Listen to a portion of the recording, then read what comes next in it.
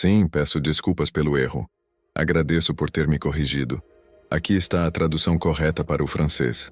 L'abîme vous regarde en retour chaque fois que vous osez regarder au-delà de vos propres limites. Ce vertige dans votre estomac n'est pas de la peur. C'est l'appel primordial de ce que vous pourriez devenir. Le sentez-vous?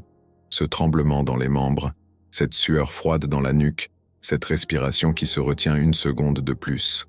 Ce sont les sens qui vous avertissent. Quelque chose d'ancien est sur le point de mourir. Quelque chose de nouveau implore de naître. Le corps sait avant l'esprit. Les cellules reconnaissent l'imminence de la métamorphose, quand la conscience s'accroche encore aux vieilles formes. L'obscurité devant vous n'est pas une absence, c'est un présage. Comme les secondes de cécité lorsque vous entrez dans une grotte, avant que les yeux ne s'ajustent et révèlent un monde entier, caché à celui qui n'a jamais osé y entrer. Combien de grottes en vous restent inexplorées par peur de l'obscurité temporaire? Les anciens considéraient les grottes comme des utérus de la terre, des portails de renaissance. Ce n'est pas un hasard si tant de rites initiatiques se déroulaient dans leur profondeur, loin de la lumière familière, des schémas connus, des identités cultivées sous le soleil de l'approbation sociale. La peau frissonne face à l'inconnu, un frisson que nous partageons avec nos ancêtres des savanes, pour qui l'inconnu signifiait danger, mais ce qui fut un avantage évolutif est devenu une prison existentielle. Les mêmes instincts qui nous ont maintenus en vie nous maintiennent maintenant petits. Pouvez-vous sentir la différence entre le frisson de la peur et le frisson de la possibilité, entre le tremblement qui paralyse et celui qui précède le saut? À quand remonte la dernière fois où vous avez ressenti le saint inconfort de la métamorphose, ce moment où la chrysalide se resserre, étouffe, et où il semble que tout ce que vous connaissez se dissolve en une soupe organique? Le confort est une prison invisible. Ces barreaux sont faits de routines que nous ne questionnons pas, d'identités que nous tenons pour permanentes, de limites que nous acceptons sans les tester. La chenille ne sait pas que sa dissolution est nécessaire. Dans le liquide obscur de sa transformation, tout ce qu'elle connaissait, son corps, ses instincts, sa relation au monde, se défait en pure possibilité. La nature ne connaît pas la stagnation. L'eau stagnante pourrit, le muscle inutilisé s'atrophie, l'esprit non défié se fane. L'univers entier danse sur le fil du rasoir entre l'ordre et le chaos. Pourquoi insistez-vous pour rester immobile? Les physiciens appellent cela l'entropie, la tendance naturelle de tous les systèmes organisés à se diriger vers la désorganisation. La seule façon de contrecarrer cette loi fondamentale est d'introduire de l'énergie nouvelle dans le système. À quelles nouvelles énergies avez-vous résisté à intégrer dans votre vie? L'inconfort a un goût. Il est métallique comme du sang sur la langue. Lorsque vous vous mordez l'intérieur de la joue pendant un changement difficile. Il est amer comme un café sans sucre la première fois que vous faites face à une vérité sur vous-même. Il est acide comme un citron lorsque vous vous exposez à la critique nécessaire. Tous ces goûts que nous évitons sont des nutriments essentiels pour la croissance. Quel goût avez-vous refusé par peur de leur intensité? L'histoire nous montre que les plus grands d'entre nous n'ont jamais été les plus forts ou les plus intelligents, mais ceux qui ont osé construire des ponts sur leurs propres abîmes intérieurs, des ponts faits de tentatives, d'échecs et de recommencements. Nietzsche l'a vu avec une clarté cristalline. Ce n'est pas l'absence d'abîmes qui nous rend grands, mais la capacité de les traverser, et pas seulement une fois, mais de manière répétée, comme un rituel de renouvellement. Il a appelé cela « amor fati », aimer son destin, non pas malgré les abîmes, mais à cause d'eux. Aimer la vie non pas sélectivement, seulement dans ses parties faciles et agréables, mais dans la totalité de sa terrible beauté. Nous connaissons tous la sensation, ce moment où le corps se fige au bord du précipice, même lorsque l'esprit a déjà décidé de sauter. Cette hésitation finale avant d'avouer un amour, de faire face à une vérité, d'abandonner une sécurité. Le corps implore l'homéostasie tandis que quelque chose de plus profond murmure la transcendance. Quelle voix avez-vous obéi? Le goût de l'adrénaline est le même, que ce soit au moment qui précède la fuite ou la confrontation. La différence réside seulement dans la direction que vous choisissez, reculer vers le connu ou avancer vers le possible. Il y a un poids spécifique dans la décision différée. Vous le sentez sur vos épaules à la fin de la journée, quand vous savez que vous avez une fois de plus choisi la routine au lieu du renouvellement. Vous le sentez dans votre poitrine, aux petites heures du matin, quand les possibilités non vécues visitent vos rêves comme des fantômes agités. Ce poids a un nom dans toutes les traditions spirituelles. C'est le karma des actions non réalisées, le purgatoire des vies non vécues, la dette accumulée envers votre propre potentiel. Avez-vous remarqué à quel point votre corps résiste violemment à tout changement qui menace votre confort? Cette résistance n'est pas un signe de recul, c'est le gardien du portail qui sépare qui vous êtes de qui vous pourriez être. Chaque symptôme d'inconfort, l'irritabilité lorsqu'une habitude est interrompue, l'anxiété face à la nouveauté, la procrastination face à un défi, ne sont que des sentinelles protégeant le statu quo. Ce ne sont pas des ennemis à vaincre, mais des signes à interpréter. Votre corps a appris, à travers des millions d'années d'évolution, que le changement peut signifier un danger. Mais il a aussi appris que la stagnation est une mort certaine. Les grandes transformations ne se produisent jamais d'un coup. L'eau ne passe pas de l'état solide à l'état gazeux en un seul instant. Elle devient d'abord liquide, malléable, adaptable. Qu'est-ce qui en vous a déjà commencé à fondre, mais que vous insistez pour garder gelé? Le changement le plus profond annonce rarement son arrivée avec des trompettes. Il arrive subrepticement, dans de petits moments d'inconfort que vous pouvez choisir d'embrasser ou d'ignorer. L'instant où vous hésitez avant de répéter un schéma. La seconde, où une nouvelle possibilité clignote à l'horizon de votre conscience. La respiration change dans les moments de transformation. Elle devient plus superficielle lorsque nous résistons, plus profonde lorsque nous acceptons. Les anciens le savaient, pneuma, prana, chi, toutes les traditions reconnaissaient dans la respiration le véhicule de la transformation. Respirez-vous complètement? Ou gardez-vous l'air emprisonné dans vos poumons, comme vous gardez le potentiel emprisonné dans vos cellules? La chrysalide ne sait pas qu'elle sera un papillon. Dans l'obscurité de sa transformation, elle ne sent que la douleur de la dissolution. Et si toute notre souffrance n'était que le prélude nécessaire à quelque chose de plus grand? Les civilisations anciennes comprenaient ce que nous avons oublié. Il n'y a pas d'initiation sans épreuve, pas d'alchimie sans le nigredo, la phase de putréfaction et de dissolution. Le charbon devient diamant sous une pression extrême, pas sous des soins délicats. Les muscles grandissent lorsque les fibres se rompent et se régénèrent, pas lorsqu'ils sont protégés de l'effort. L'esprit s'élargit lorsqu'il est confronté à des paradoxes, pas lorsqu'il est nourri uniquement de confirmations. La souffrance a une texture. Elle est rugueuse comme du papier de verre lorsqu'elle racle les couches superficielles de l'identité. Elle est visqueuse comme de la boue lorsqu'elle nous fait nous enfoncer dans des territoires inconnus de nous-mêmes. Elle est tranchante comme du verre lorsqu'elle brise des illusions longtemps entretenues. Chaque texture est une invitation tactile à une nouvelle façon de sentir la vie.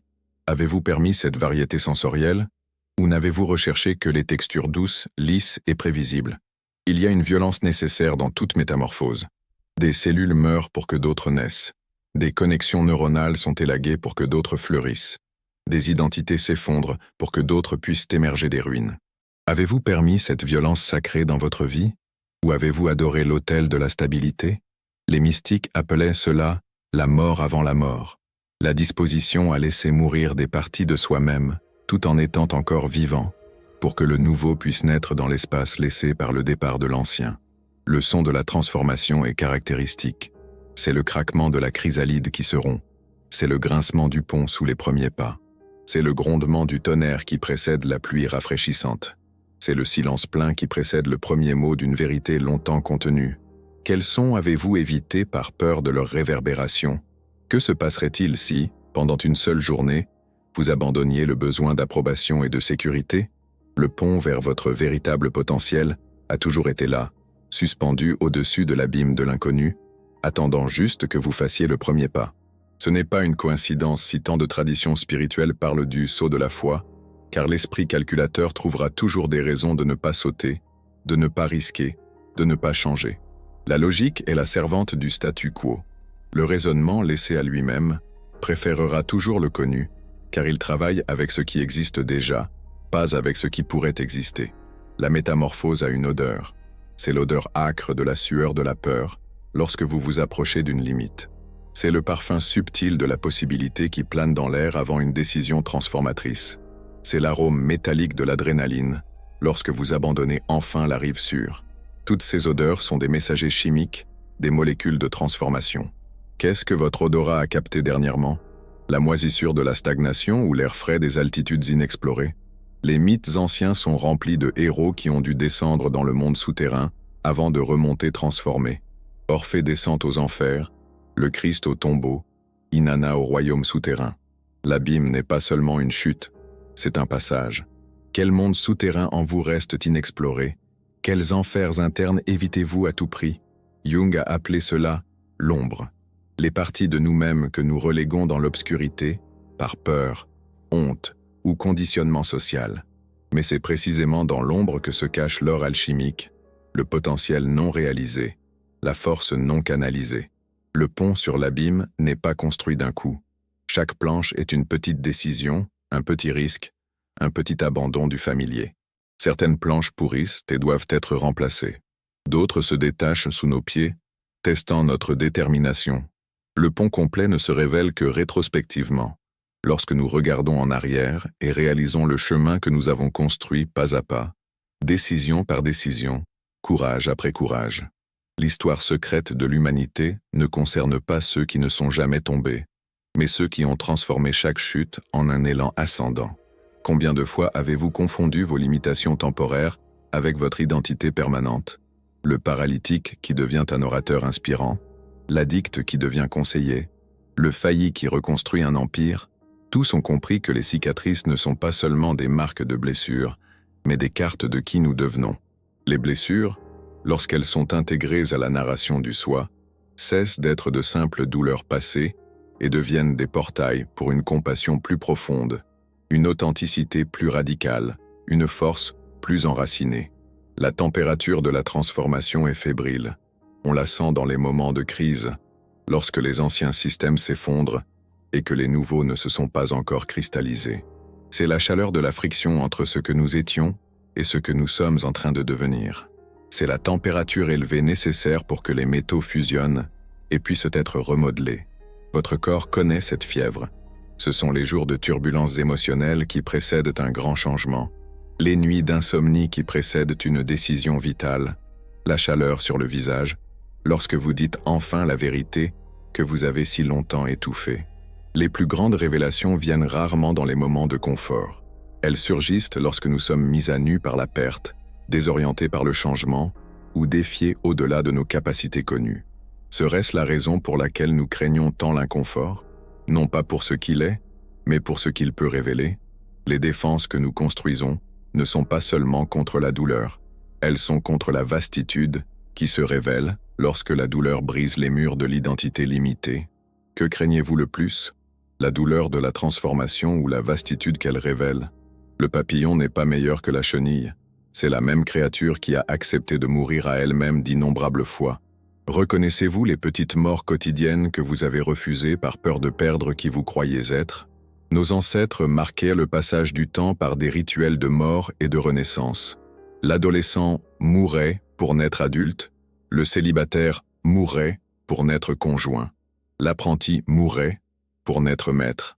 À quel rite de passage avez-vous hésité?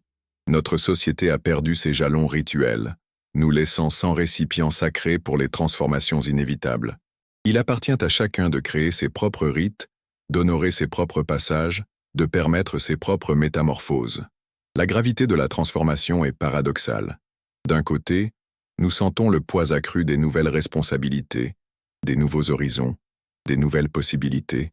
De l'autre, nous éprouvons la légèreté inédite qui vient de l'abandon des identités obsolètes, des attentes intériorisées, des limites acceptées sans questionnement. Il est à la fois plus lourd et plus léger de devenir qui nous sommes vraiment. Reconnaissez-vous ce paradoxe dans votre propre expérience? Les moments où assumer plus de responsabilités vous a en fait libéré? Les occasions où abandonner une certitude vous a en fait enraciné plus profondément? La psychologie moderne n'a fait que redécouvrir ce que les anciens ont toujours su. La personnalité n'est pas fixe, mais fluide. Nous ne sommes pas composés d'un seul moi, mais de multiples potentiels, de constellations de possibilités. Certaines étoiles de cette constellation brillent intensément, d'autres restent obscurcies, attendant des conditions propices pour irradier leur lumière. Quelles lumières en vous restent étouffées par la routine, par le conformisme, par la peur? Les recherches sur la neuroplasticité le confirment. Le cerveau continue de former de nouvelles connexions jusqu'à la fin de la vie. Ce qui semblait autrefois immuable, les traits de personnalité, les schémas de comportement, même les capacités cognitives se révèlent malléables dans les conditions appropriées d'attention, de pratique et d'intention. Le goût de la liberté est incomparable. Il est à la fois doux comme le miel et amer comme un café fort. C'est le goût complexe du vin que nous trouvons d'abord étrange et que nous apprécions ensuite dans sa profondeur. La langue, comme la conscience, doit être éduquée pour apprécier des saveurs plus complexes que le simple sucre de la conformité. Quelle nouvelle saveur d'expérience avez-vous permise dans votre palette existentielle? Chaque décision trace une ligne invisible sur la carte de votre existence. Certaines dessinent des cercles sûrs, d'autres, les plus rares, traversent des abîmes. Qu'est-ce qui vous empêche de traverser le vôtre? Les neuroscientifiques ont découvert que notre cerveau ne fait pas clairement la distinction entre les menaces physiques et sociales. La même région qui s'active lorsque nous faisons face à un prédateur s'allume également lorsque nous risquons le rejet ou l'échec. Votre cerveau reptilien ne sait pas que le risque d'innover, de s'exprimer, de se transformer, est rarement mortel. L'amygdale, cette ancienne sentinelle, n'a pas été conçue pour la complexité de la vie moderne. Elle voit des monstres dans les ombres de l'innovation, des prédateurs dans les espaces de la vulnérabilité, des dangers mortels dans les paysages du changement. La chrysalide a sa propre intelligence. Elle sait exactement quand durcir pour protéger la transformation interne et quand ramollir pour permettre l'émergence du nouvel être. Votre corps possède la même sagesse. Il sait quand construire des défenses pour protéger les processus vulnérables et quand dissoudre des barrières pour permettre de nouvelles naissances. Faites-vous confiance à cette intelligence innée ou essayez-vous de la contrôler avec l'esprit qui craint l'inconnu? La peur de la chute est programmée dans notre ADN depuis que nous sommes descendus des arbres. Mais les abîmes que nous craignons le plus aujourd'hui ont rarement des fonds rocheux. Ce sont des abîmes d'incertitude, de vulnérabilité, de changement. La plus grande ironie, ce qui ressemble à un abîme vu d'en haut se révèle souvent comme un portail une fois traversé. Ce que vous voyez comme une chute fatale peut n'être que l'élan nécessaire au vol. La sensation de tomber et la sensation de voler sont presque indiscernables. La différence réside seulement dans la narration que nous construisons autour de l'expérience. Le son de la chrysalide qui se rompt est presque imperceptible aux oreilles humaines. C'est un murmure, un soupir, une petite fente qui s'ouvre pour que quelque chose de nouveau émerge. Ainsi sont les grandes transformations dans nos vies, rarement annoncées par des trompettes et des tambours, plus souvent marquées par de petits sons liminaires, facilement perdus dans le bruit de la routine. Le nouveau vous ne naît pas avec fracas, mais avec le doux déchirement des vieilles limitations. Il y a une liberté qui ne vient qu'après la reddition.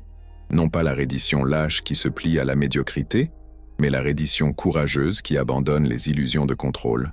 Le surfeur ne domine pas la vague. Il s'y rend, ne fait qu'un avec son mouvement. Quelle vague avez-vous essayé de contrôler au lieu de la surfer? Les maîtres zen appellent cela le cœur du débutant, la disposition à abandonner le connu, à vider la tasse déjà pleine, à voir avec des yeux nouveaux ce que nous croyons déjà connaître parfaitement. La lumière change aux frontières de la transformation.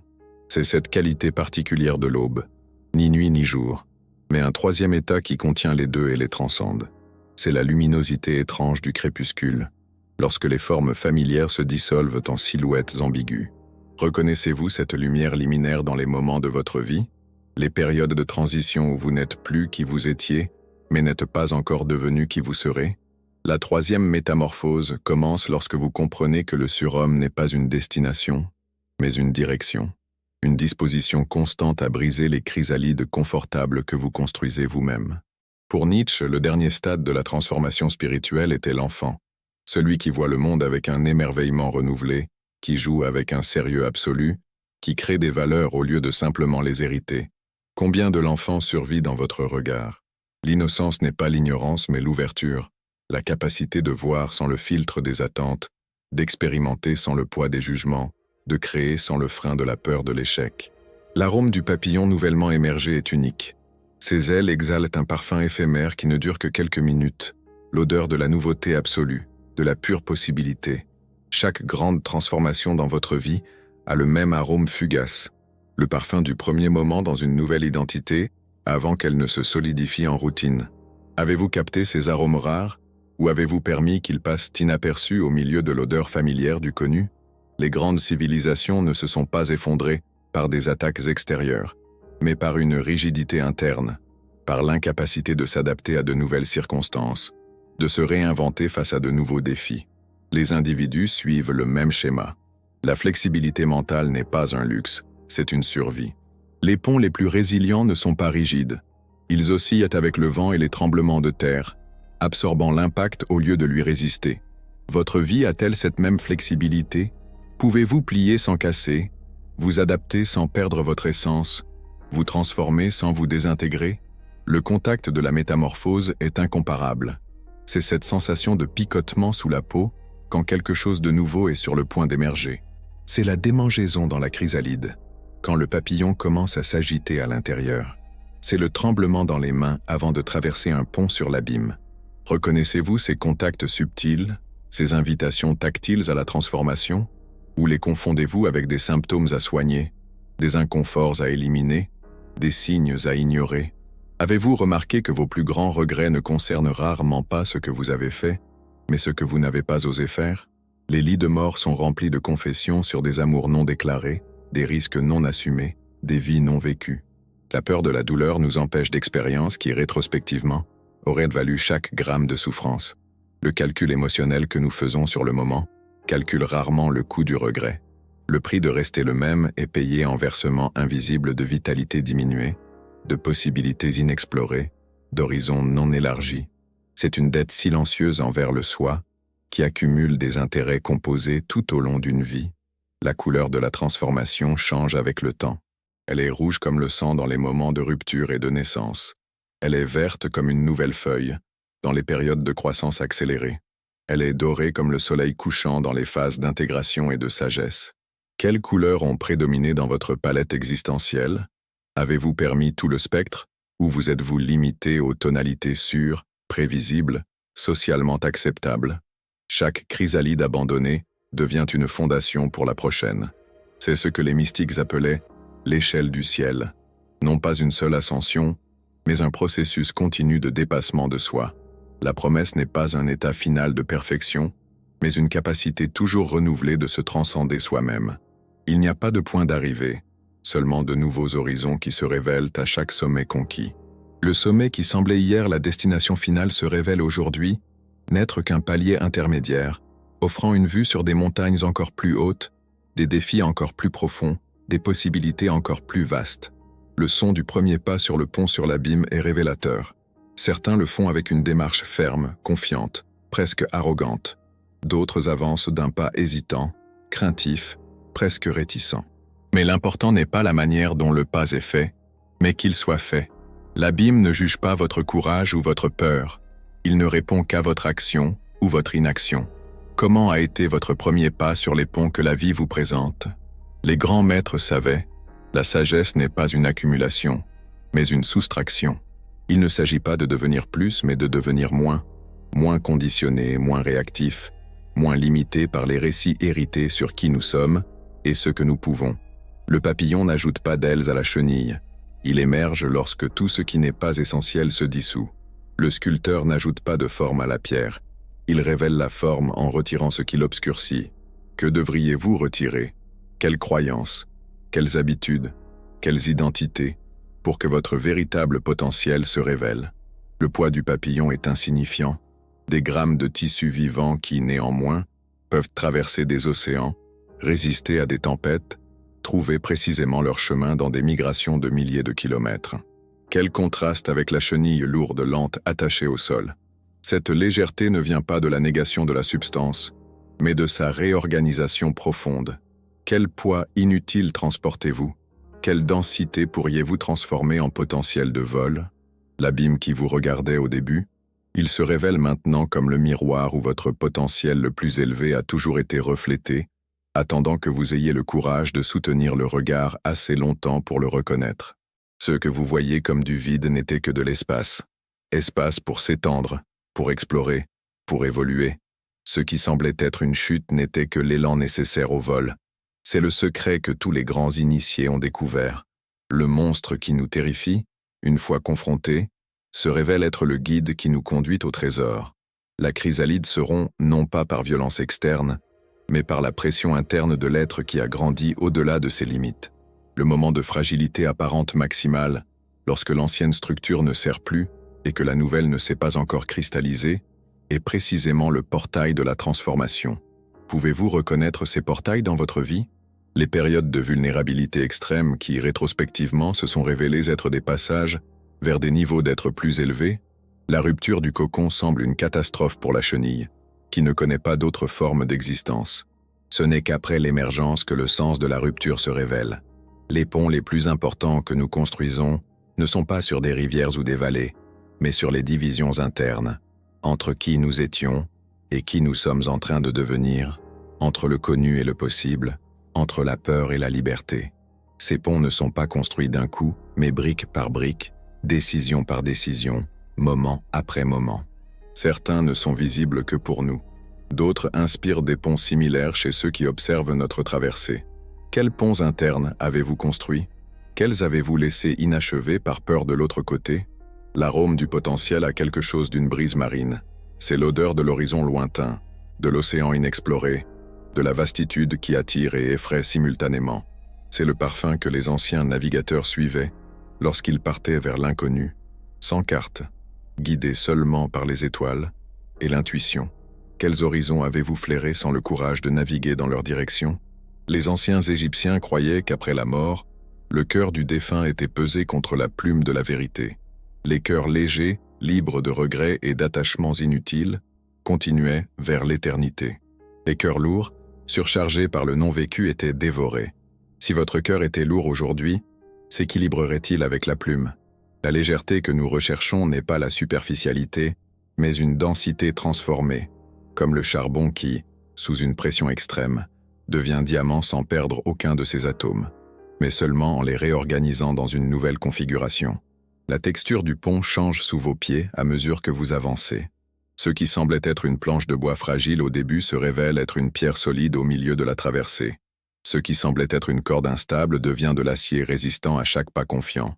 Le pont répond à votre confiance ou à votre méfiance, se renforçant lorsque nous avançons avec foi, s'affaiblissant lorsque nous hésitons dans le doute. Ce n'est pas de la magie, mais de la psychologie profonde. Notre perception du chemin change à mesure que notre disposition interne se transforme. Le véritable pont sur l'abîme est construit avec un matériau paradoxal, la reddition. Non pas la reddition lâche qui se plie à la médiocrité, mais la reddition courageuse qui abandonne les illusions de contrôle. Le surfeur ne domine pas la vague, il s'y rend, ne fait qu'un avec son mouvement. Quelle vague avez-vous essayé de contrôler au lieu de la surfer? Les maîtres zen appellent cela le cœur du débutant, la disposition à abandonner le connu, à vider la tasse déjà pleine, à voir avec des yeux nouveaux ce que nous croyons déjà connaître parfaitement. L'éclat du papillon nouvellement émergé est temporaire. Ses ailes ont un lustre spécial, une fraîcheur lumineuse qui ne dure que les premières heures de vie. Ensuite, bien qu'elles restent fonctionnelles et belles, elles perdent cette splendeur initiale, cette qualité quasi surnaturelle de nouveauté absolue. Ainsi sont les moments de transformation dans nos vies. Ils ont un éclat particulier, une clarté inhabituelle, une intensité qui ne peut être maintenue indéfiniment, mais qui éclaire le chemin à parcourir. Le surhomme n'est pas celui qui ne tombe jamais, mais celui qui transforme chaque chute en vol. Ce n'est pas celui qui ne ressent jamais la peur, mais celui qui reconnaît la peur comme une boussole pointant vers la prochaine croissance nécessaire. Ce n'est pas celui qui transcende l'humanité, mais celui qui embrasse son humanité si complètement qu'il découvre, dans ses profondeurs, quelque chose qui va au-delà d'elle. L'au-delà de l'homme de Nietzsche ne consiste pas à nier notre condition humaine, mais à la réaliser si pleinement que ses propres limites s'étendent, comme un récipient qui, en étant rempli au-delà de sa capacité, ne déborde pas, mais grandit. Le parfum du courage est distinct. Il a des notes de sueur et d'adrénaline, oui, mais aussi d'une étrange sérénité qui vient de s'aligner sur la vérité la plus profonde de l'être. Ce n'est pas l'absence de peur, mais la présence de quelque chose de plus fort que la peur. C'est l'arôme qui reste dans l'air quand quelqu'un dit enfin la vérité que tout le monde évitait, quand quelqu'un prend enfin la décision que tout le monde reportait, quand quelqu'un traverse enfin l'abîme que tout le monde contournait. Les vrais maîtres n'ont jamais cessé d'être des apprenants. La métamorphose n'est pas un événement, mais un processus continu. Le papillon qui rompt la chrysalide aujourd'hui pond des œufs qui deviendront des chenilles demain. Le cycle continue, une spirale infinie de mort et de renaissance. La question n'est pas si vous changerez, c'est si vous participerez consciemment au changement ou si vous serez traîné par lui. La participation consciente est ce que les anciens appelaient la grande œuvre. le processus alchimique de transformer constamment le plomb de l'expérience ordinaire en l'or de la conscience élargie. Le son du vol du papillon est imperceptible aux oreilles humaines.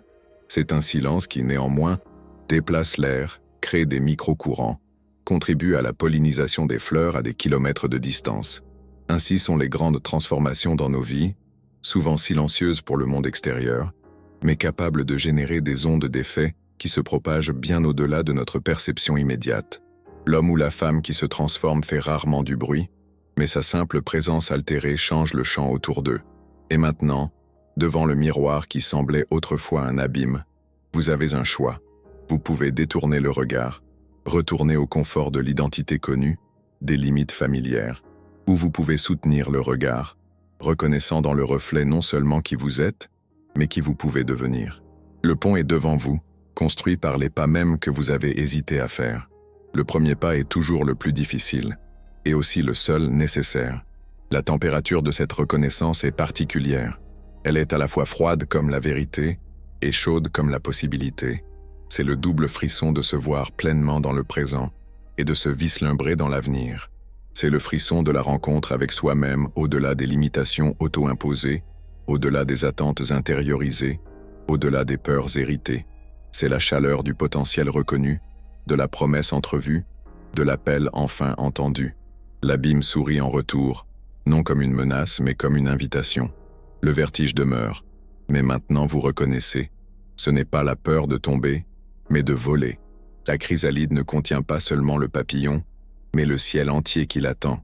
Et vous, chers voyageurs, ne contenez pas seulement votre prochaine transformation, mais toutes les transformations infinies qui vous attendent au-delà de ce seuil, au-delà de ce pont, au-delà de ce moment de décision.